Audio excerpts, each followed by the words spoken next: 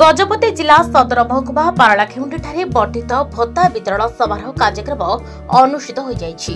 गजपति जिलापाल विजय कुमार दास, पारला विधायक इंजीनियर रूपेश पाणिग्राही, उपजिलापाल अनुप पंडा, सामाजिक सुरक्षा अधिकारी संतोष नायक प्रमुख मंच आसिथिले। अतिथि माने प्रदीप प्रज्वलन करी कार्यक्रम शुभारंभ करथिले। सहकारी सामाजिक सुरक्षा अधिकारी स्वागत भाषण प्रदान करथिले। भक्ति संगीत सांसदर छात्र छात्री स्वागत संगीत परिवेषण करथिले। 80 वर्षर ऊर्ध्व वरिष्ठ नागरिक और 80% भिन्नक्षम मानकु सामाजिक सुरक्षा भत्ता 3500 टंका वृद्धि करा जायछि। अतिथि माने हिताधिकारी को 3500 टंका प्रदान करथिले।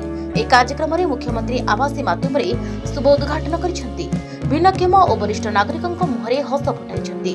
तेणु राज्य सरकार को हिताधिकारी माने धन्यवाद जणाइछंती। बहुत स्वागतजन्य 80 वर्षर ऊर्ध्व लोक समस्त जो 3500 जो राज्य सरकार लागू करछंती, किंतु तांको मैनिफेस्टो जेमती कहिथिले समस्त को 3500 देबे। आगामी दिन रे हमर दाबी रहइबो समस्त को 3500 दिया जाय। आउ 80 वर्षर ऊर्ध्व लोक को सेटा टिके बढ़े कि 4500 कले समस्त उपकृत रहे। से जो भद्रभक्तिंकर बयस 115 वर्ष माने से भगवान तुल्य से भाया लोक आम मुझे पाद छुईली कहीं मैंने आज भी से पूरा स्ट्रंग अच्छा चलुंट निजे पुओ धरिक आसिले पुओर आखिरे भी लुह थिला।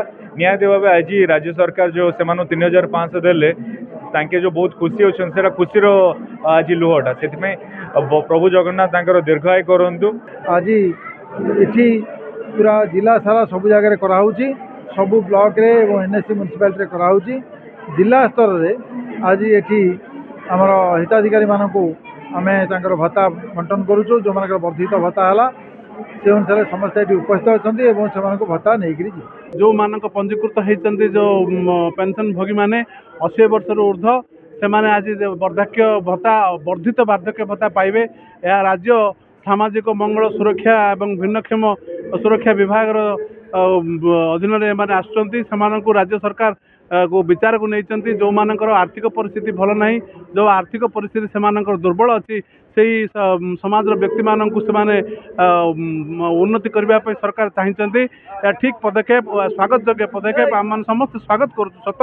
किंतु या पूर्वर वर्तमान जो सरकार जो प्रतिश्रुति देते जे 60 वर्ष ऊर्ध्व समस्त को दिज्व बोली जदि से संपृक्त कर आउ टिके भल होता आशा करुँची।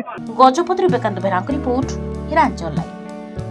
तेरे एभली किसी गुरुत्वपूर्ण खबर देखा चाहती आम चैनल को लाइक, सब्सक्राइब और शेयर करें।